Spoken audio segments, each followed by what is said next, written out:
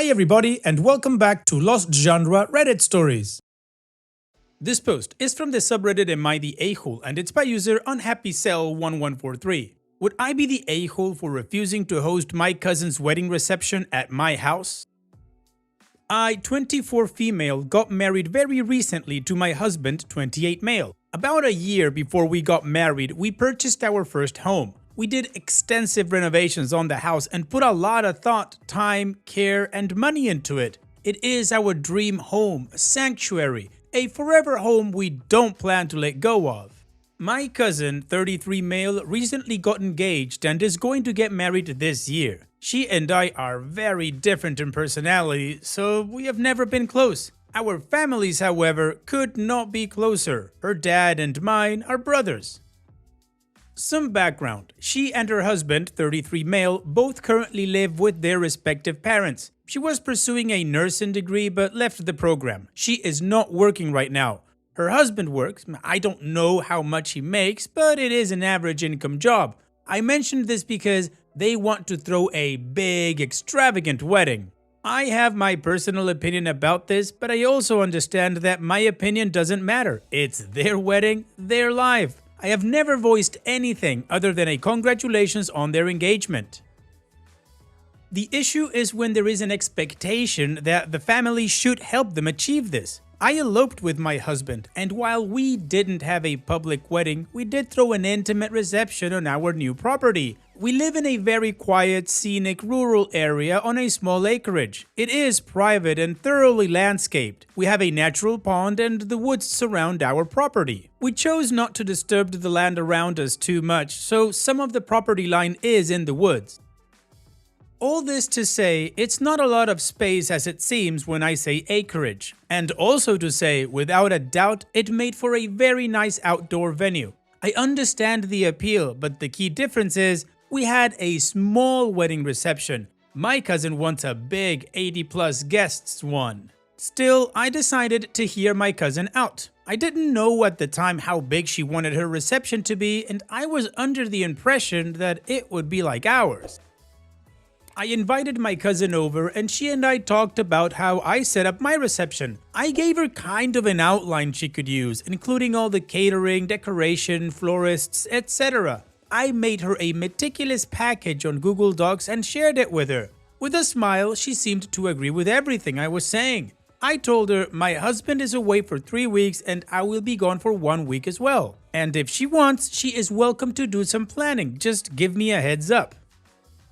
I always give my mom access to my home just in case, especially since both my husband and I travel a lot. My mom texted me asking if my cousin can come in with someone to plan seating arrangements outside, and I told her that as long as she, my mom, is present to oversee, they can come. That's when I learned through my mom that she's planning an 80+ guest wedding and extending the reception into our house, which I explicitly said in person and on my Google Docs is off limits. My mom told her she cannot tour with the organizer the inside of the home, that the owners have not given permission. This upset my cousin. When the organizers left, she became very upset and stormed out on bad terms. Her mother then called my mother to complain ruthlessly about me. I just got back today and I'm told I'm being accused of being spoiled and selfish and small-hearted. None of these accusations feel warranted. I talked to my husband about what happened and he told me the bride and her family are being disrespectful toward me and as such, they do not deserve to host in our home altogether. He said he would revoke the invitation himself. I told him to think about it, how to proceed best. Would it be wrong to go back on my word and tell her I can't host her reception? It will cause her problems, but it's not my problem. Here is where I feel a bit a-holy. Well, OP, in short, in my opinion, you wouldn't be the a-hole. We have a saying in my country and maybe in other countries of Latin America that goes something like, you offer your hand and they grab you by the elbow. Even though this is just a cousin to you, because let's face it, you're not close to her, you were willing to offer your property for her to host a decent-sized wedding. You even tried to help her with, connections to catering and all that other stuff, and you told her what the boundaries were. and the house was out of bounds. However, she for some reason felt entitled to disregard any of your wishes and just go ahead and plan a huge wedding. And when you said, you know what, no, then they called you spoiled, selfish, and small-hearted? Maybe a way to define them would be entitled and ridiculous. OP, I absolutely agree with your husband. You were being nice, you were being graceful with your family, and they decided to abuse it. And when you said no, well, they started to attack you. To me, that's enough to say, you know what? Go hold your wedding somewhere else. And what do you guys think about OP's situation? What would you do if you were in her shoes? Let me know in the comment section. And now let's move on to the community comments to see what they said. Flomo Joblo says, agree 100% with your husband. Revoke the invitation and be done with it. Entitled cousin has champagne tastes on a beer budget. No matter what you do, she's going to be hateful. So set her free. OK Reply 9552 says, not the a-hole. Who the F is she talking about? She thinks she can be rude to you and use your home as a venue? Just say, you need to have your venue somewhere else. Then block her and her mom and tell your mom that you don't want to hear anything from or about them. It's not rude, even though she deserves rude. It's not long, it doesn't have an unnecessary explanation. It's just what she needs to do while also conveying the message that you won't be hosting. Big Bro TKD says, not the a-hole. And in the discussion, did she ever mention who would be responsible for the cleanup? I'm sure they'd leave it for you and your husband. The cleanup alone is enough not to let the reception in your house. And OP responds, you're so right. I feel like she didn't even read my document, because once I agreed, she had maybe this secret plan to do what she wants. Additional information from OP's comments. My mom told me she was talking about staking tents in the front of the property and stuff, so I would not be surprised if she also thought about cutting down some of the trees. I'll never let her do it. There's wildlife in there. The way my mom described what she overheard gave me circus vibes. Nauseous face. Tents and portable bathrooms. I have to say that it hurts me that my cousin's family does not understand they're being entitled and seem to be hyper-focused on how I'm being overbearing by having voiced some fair restrictions. I would have worked with her to decide if more bathrooms were necessary, how to accommodate everyone well, and things like that. But almost 100 people? Things became non-negotiable when she went behind my back while I was away, trying to carve out spaces inside our house because she knew her guests would far exceed my agreed-upon capacity. I felt guilty for backing out of providing a venue at the last minute, but I am now secure about my stance. OP's edit. They are now offering to cut down the guest list, but I feel like the trust is no longer there, and their sudden animosity towards me makes me hesitant to put my home and self-respect at risk just to appease extended family members. I don't believe they will follow through with their promises or honor the boundaries I've set. I feel like I was misled under false pretenses into agreeing in the first place. Alright, well, I would assume that to no one's surprise, the community deemed OP to not be the a-hole, and OP thinks that they're just now trying to blow smoke up her butt to get her to agree, and then they're gonna do whatever they want. Which I absolutely agree in that notion. I mean, they did it the first time, like OP says, the trust is gone and there is no expectation that they wouldn't do it again. Anyways, it's time to move on to the update to see how this story ends, but before that, if you're enjoying this video, please don't forget to click that like button, write a comment of what you think in the comment section, and of course, subscribe if you haven't done so yet. And now, let's continue with the update. Some clarification of the venue. We have a carriage house next to our main house. In between the two buildings is a courtyard. The reception would have been held in this courtyard as well as in the carriage house for an indoor-outdoor feel. The weather where we live is not an issue. My husband was even going to string market lights between the two buildings. We have a very large finished bathroom in the carriage house that would have been for the guests. I was also going to utilize the mudroom of the main house, which has another bathroom for guests with easy access from the courtyard. The mudroom has good separation from the main part of the house, mostly by a large breezeway. We have a long drive that leads to the house, so parking would not have been an issue either. Now, the groom's and bride's families were paying for everything except for a few things my husband kindly offered to pay for. One of these was hiring a valet to handle parking, but that was something he wanted to do to protect us and our property. I know he would have generously offered cover to help the event run smoothly. This was supposed to be a around 40 people max event. She tried to bring in over double that. All this to say, the setup would have been perfect for a small reception. We would have thoughtfully taken care of it all. We had no issues when my husband and I hosted our own wedding reception. I love hosting and went into this genuinely happy to host, but it was always based on the understanding that my cousin's reception would be the same size or scale as ours, small and intimate. She never corrected me when I explained capacity. I sent her my notes and stuff from my reception. It had seating plans too. I think she always had the intention of securing my home as a venue and then doing what she wanted with it, hoping to get it done in my absence. They told me they wanted my house as a formal spot for dinner, toasts, mingling, and photo ops with family and close friends, and then they were going to go party at a casino after that. Who knows what her actual intentions were? When she realized my mom would supervise her visit to my house while I was away, her plan fell apart and landed us where it did. After my mom caught my cousin trying to arrange seating for guests way over the approved capacity, my cousin's family started to slander me for shutting her ideas down. I got called a lot of things I am absolutely not. This included jealous and saboteur for not accommodating at the last minute.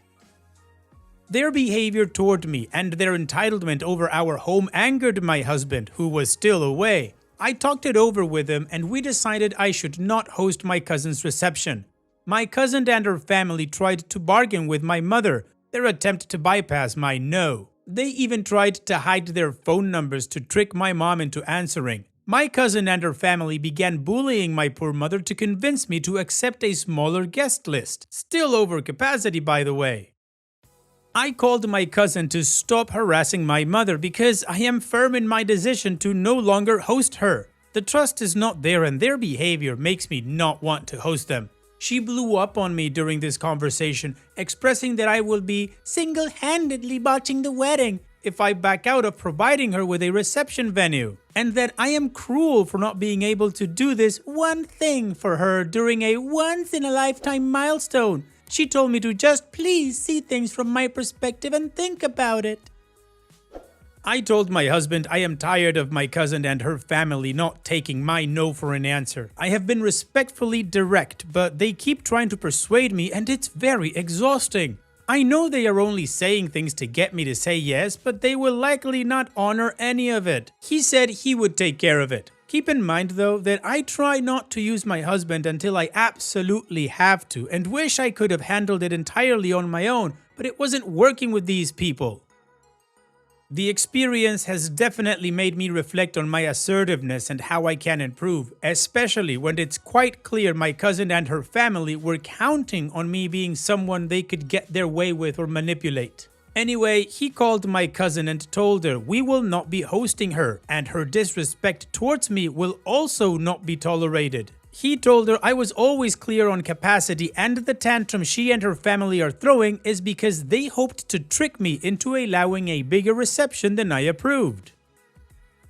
For the failure of that, she only has herself to blame. She started crying and asked my husband if she could throw a smaller reception at the approved capacity. My husband said we are way past negotiation. He will not allow it, not even if I ask him to. I know he said this to give me an out, and I appreciate it a lot.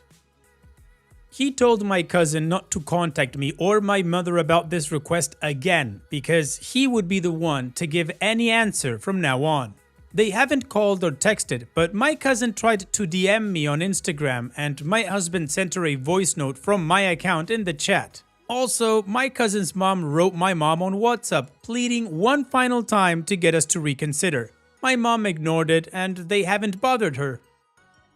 I just can't understand the audacity. I hate to say this, but my cousin is unemployed and living at home. The fact that they want to throw a big fat wedding, given where she and her fiancé are both at in life, is their personal decision, but demanding family to help achieve it is so crazy to me. Currently, they're looking at another relative's property, but I don't know how that's going. It's all about having a huge wedding. Anyway, I think she will stop chasing me now.